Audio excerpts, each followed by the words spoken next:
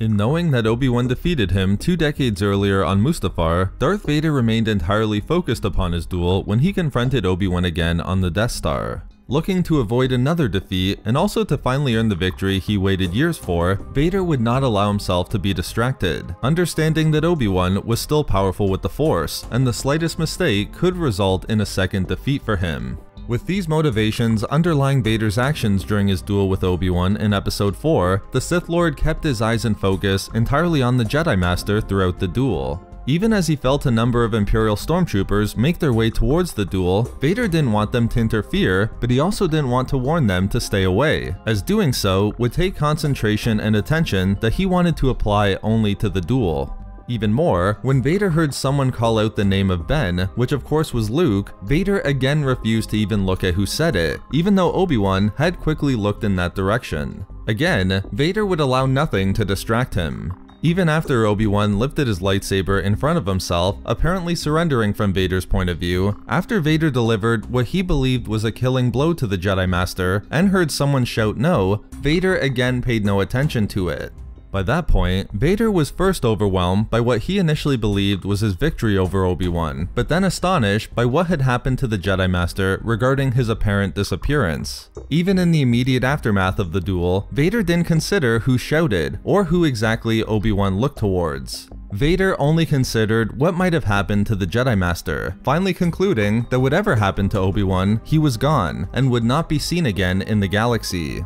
However, following the Battle of Yavin, the novel The Rise and Fall of Darth Vader reveals that Vader began to think about the larger, additional aspects that occurred on the Death Star, and the events that led to its destruction. For example, Vader wondered how long Obi-Wan had been on Tatooine and why, whether he was in contact with Owen and Beru Lars, whether Leia had known Obi-Wan was alive, and also generally about the Millennium Falcon, and how it eventually brought Obi-Wan to the Death Star. But perhaps more than anything, Vader began thinking about the rebel pilot who he felt was strong in the Force, wondering who he was and where he came from. This led him to begin his own investigation into finding out who the pilot was. The Rise and Fall of Darth Vader outlines a number of actions Vader took within the Legends lore to discover who Luke was, some of which we've looked at in previous videos. For example, Vader would discover the name Skywalker was connected to the rebel pilot who destroyed the Death Star after interrogating a captured rebel pilot.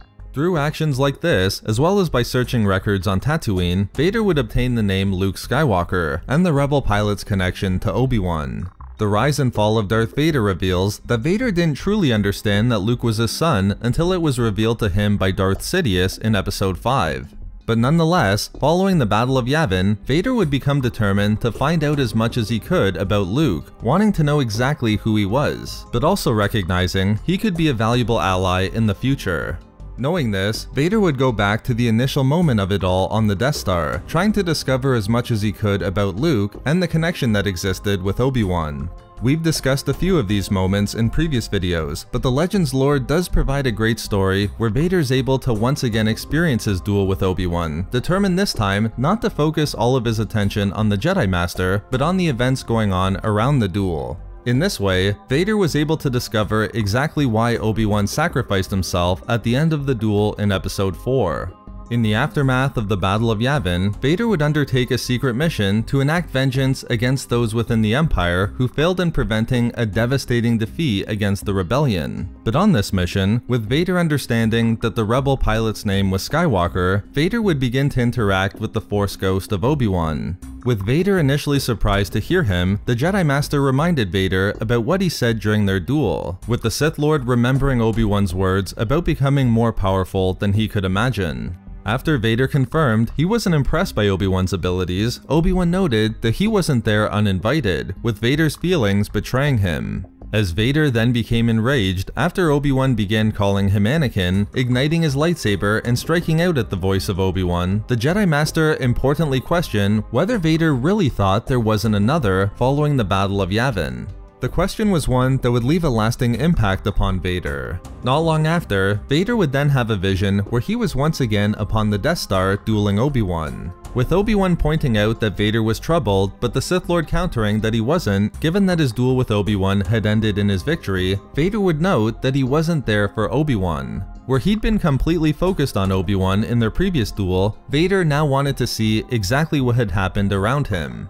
As the duel continued forward, Vader would again hear someone behind him call out the name of Ben, just as he had in his actual duel with Obi-Wan. This time, however, Vader focused upon that aspect, pointing out to Obi-Wan as he looked over in Luke's direction again that he now understood that Obi-Wan had sacrificed himself for Luke, who of course, Vader also knew was the rebel pilot who destroyed the Death Star. Obi-Wan would again give Vader the opportunity to strike him down, but Vader completely ignored it, instead walking towards Luke so he could see who Skywalker was. As Luke and the Millennium Falcon escaped from the Death Star, Vader would return to Obi-Wan, who again began to refer to him as Anakin. This time, Vader ignored Obi-Wan's attempt to anger him, instead reminding Obi-Wan that he'd previously mentioned another, and now Vader understood who this was: Luke Skywalker, who was on the Death Star with Obi-Wan during their duel, and the individual who Obi-Wan sacrificed himself for. After Obi-Wan warned Vader not to let his emotions get the better of him as Luke had already defeated him once, Vader ended the vision by confidently stating that he would be victorious in the end, as he once again struck Obi-Wan down with his lightsaber. It's a great scene that shows how far Vader went to find any information he could about Luke Skywalker. But even more, it demonstrates a completely different focus for Vader regarding his duel with Obi-Wan on the Death Star in Episode 4, recognizing the importance of the events that were surrounding the duel rather than just the duel itself and his potential victory over Obi-Wan. So there we have it, how Vader discovered why Obi-Wan sacrificed himself at the end of their duel in Episode 4. Thank you very much to all of the Patreon members of Star Wars Reading Club, as your support is so greatly appreciated. You can find all of our social media links and a link to our Star Wars gaming channel in the description below for updates and even more Star Wars content.